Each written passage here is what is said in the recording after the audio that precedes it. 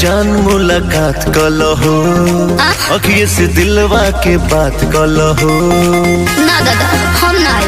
आ जाओ आवाई जान मुलाकात कलहो, अखिए से दिलवा के बात कलहो। मिल के हम प्यार करो मन करी जितना सुनो तोरा प्यार में भइल बहारा सुनत एतना, का जाने पानी के बोतल चढ़ी के तना। हो तोरा प्यार में भइल बहारा सुनत एतना, का जाने पानी के बोतल चढ़ी के तना।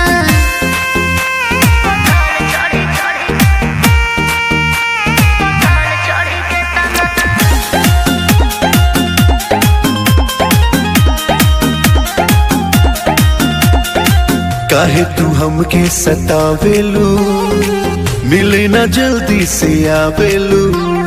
फोन करके झूठे बतियावेलू, अच्छा भीतर से मन बहकावेलू।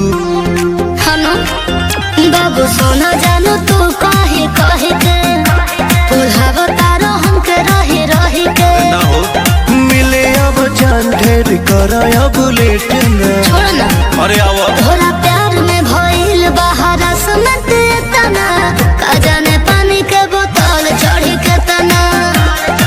हो तोरा प्यार में भइल बहारा सुनत तना, का जाने पानी के बोतल चढ़ी के तना। बतावा